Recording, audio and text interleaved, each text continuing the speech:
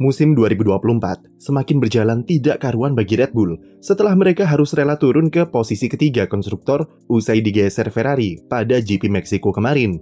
Selain karena faktor Max Verstappen yang cuma mampu finish di posisi ke-6 berkat penalti 20 detik yang disebabkan oleh ulahnya sendiri untuk menjaga Lando Norris. Faktor lainnya tentu lagi-lagi performa Sergio Perez yang tak sesuai harapan. Tampil di hadapan pendukungnya sendiri, Checo malah finish di posisi juru kunci alias paling belakang. Alhasil, Red Bull cuma bisa mengumpulkan 8 poin saja dari Max Verstappen, dan tentu itu sangat jomplang dibandingkan dengan Ferrari yang bawa pulang total 41 poin dari kemenangan Carlos Sainz serta podium Charles Leclerc. Perez sebelum GP Meksiko padahal sudah sesumbar jika tampil di depan ribuan pendukungnya di kandang sendiri akan menjadi titik balik dari performanya musim ini. Apalagi mengingat ia sempat digosipkan bakal pensiun setelah balapan di tanah kelahirannya. Tentu Perez ingin membuktikan kalau rumor tersebut tidak benar dan dia masih belum habis. Tapi alih-alih bangkit, Checo malah semakin ambyar di mana ia gagal lolos dari sesi Q1 dan harus start dari posisi 18. Sesuatu yang tentu tidak ideal bagi pembalap yang tampil sebagai tuan rumah. Ketika balapan, situasi juga lagi-lagi tidak berpihak kepadanya. Naik ke posisi 13 pada lap pertama, Perez harus diganjar penalti 5 detik karena kesalahan prosedur start, di mana penempatan mobilnya di kotak start terlalu maju ke depan. Nasib sial Perez tak berhenti sampai di situ.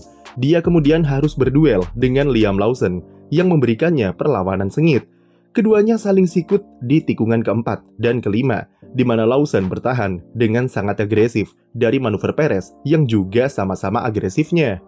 Karena saling ngotot, keduanya terlibat sedikit kontak yang ternyata merusak sidepod mobil Checo yang diklaim oleh Christian Horner menyebabkan sang pembalap kehilangan 65% downforce.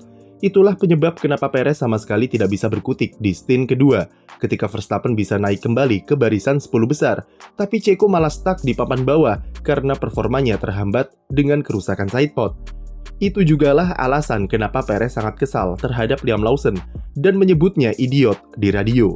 Perez menganggap kalau manuver bertahan agresif dari Lawson sangat tidak perlu dan hanya membuang-buang kesempatannya dengan resiko yang tinggi, terutama ke sesama pembalap di keluarga Red Bull.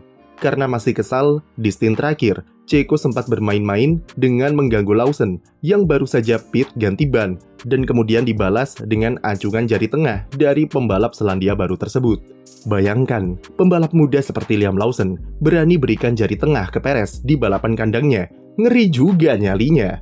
Perilaku Lawson tersebut kemudian menjadi sorotan karena dipandang Perez sebagai sesuatu yang tidak menggambarkan attitude yang tepat sebagai pembalap F1, apalagi dengan manuver gerusak-gerusuknya. Sebelum Meksiko di GP Amerika, Lawson juga sempat terlibat keributan kecil dengan Fernando Alonso yang sama-sama merasa kesal karena manuver bertahan agresif darinya. Pembalap 2 kali juara dunia itu sempat menegur Lawson setelah sprint, tapi ia tidak mempedulikannya yang semakin membuat Alonso kesal. Setelah balapan di Meksiko, Red Bull tentu harus turun tangan untuk menengahi masalah antara Checo dan Lawson. Lawson sendiri sudah meminta maaf soal perilakunya yang acungkan jari tengah ke Checo, tapi ia menolak meminta maaf soal manuvernya saat balapan karena merasa apa yang ia lakukan tidak salah dengan berusaha pertahankan posisi dari manuver Perez yang agresif. Bagi Christian Horner, meskipun ia menyayangkan manuver gerusak-gerusuk dari Lawson yang membuat sidepod Checo rusak, tapi ia menegaskan kalau Lawson tetap memiliki hak untuk mempertahankan posisinya saat balapan, karena Racing Bulls adalah tim independen. Reaksi Horner tersebut setidaknya menggambarkan bagaimana pandangan Red Bull terhadap Sergio Perez, yang sepertinya memang sudah tidak bisa mereka bela lagi di depan media jika berbicara dari aspek performa. Tentu argumen utama dari penyebab performa Perez yang tak kunjung membaik adalah mobil RB20 yang memang bermasalah. Tapi kita tak bisa menutup fakta kalau Checo tidak seharusnya berulang kali mengalami balapan-balapan yang buruk. Kerusakan sidepod karena duel dengan Lawson seharusnya tak terjadi jika kualifikasinya lebih bagus. Atau singkatnya, sejelek-jeleknya mobil Red Bull, mereka masih punya kapabilitas di papan atas dan Checo tak seharusnya ada di barisan 5 terbawah yang mana ia sudah lakukan berulang kali. Terakhir Perez bisa finish di barisan 5 besar adalah pada GP Miami. Dan setelah itu penampilannya selalu naik turun, dengan hasil maksimal cuma mentok di posisi ke-6. Perez sudah 5 kali race gagal raih poin, dan inkonsistensi performanya semakin menambah buruk output yang ia hasilkan bagi Red Bull. Max Verstappen jadi berjuang sendirian di depan dan perolehan poin yang didapat tentu sangat berbanding terbalik, yang kemudian jadi penyebab utama Red Bull dikudeta oleh McLaren serta Ferrari. Turun ke posisi ketiga konstruktor adalah salah satu skenario terburuk bagi Red Bull musim ini.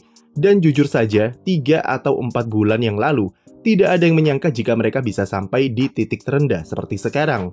Tapi Red Bull sendirilah yang harus disalahkan, karena selain performa mobilnya yang memang amburadul, tapi mempertahankan Perez, sudah kami berulang kali singgung adalah keputusan yang patut dipertanyakan. Mereka sudah tahu jika Checo pasti mengalami fase-fase inkonsisten, tapi kontraknya sudah diperpanjang saja di awal musim, dan Red Bull tetap berkomitmen dengan durasi kontraknya yang sampai 2026. Kedatangan Liam Lawson tak bisa dipungkiri memang memberikan Checo tekanan yang lebih besar, apalagi dia bisa langsung meraih poin di GP Amerika dan membuatnya kerepotan di Meksiko. Apa yang terjadi kemarin adalah gambaran tekanan psikologis yang coba diberikan oleh Lawson kepada Perez dengan memberikan perlawanan sengit.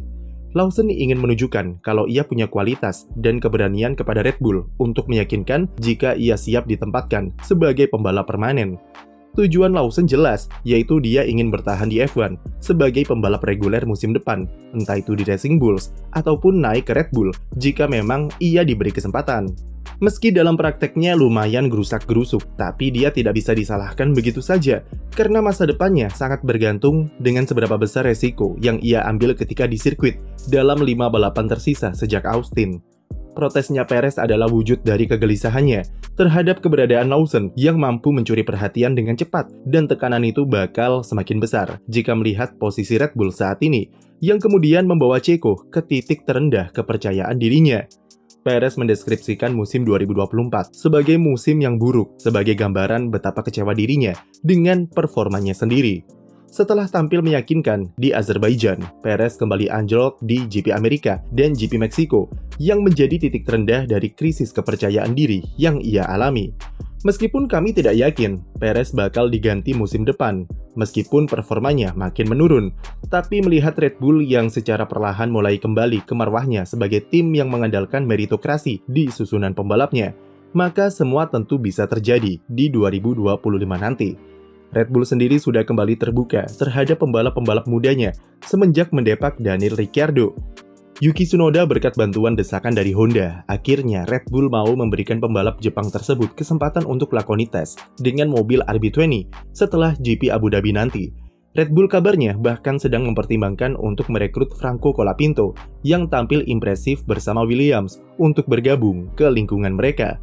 Meski Colapinto sendiri membantah kabar tersebut, tapi banyak sumber internal yang membenarkan jika Red Bull sangat tertarik terhadap prospek dari pembalap Argentina tersebut. Jika benar Colapinto akan direkrut, maka Red Bull setidaknya harus mengorbankan satu pembalap musim depan untuk bisa memberikannya tempat. Gosip yang beredar adalah Checo akan diputus kontraknya akhir musim ini dan posisinya di Red Bull bakal diisi oleh Lawson atau Tsunoda. Kemudian salah satu kursi di Racing Bulls otomatis bisa diisi oleh Colapinto. Tapi itu masih rumor yang tentunya belum bisa dipercaya, dan sejak tahun lalu sampai sekarang, rumor soal masa depan Checo selalu bermunculan tapi tidak ada satupun yang kejadian. Jadi apakah kita masih akan melihat Checo di Red Bull musim depan? Tulis pendapat kamu di komentar, dan jangan lupa beri like dan subscribe untuk konten F1 lainnya.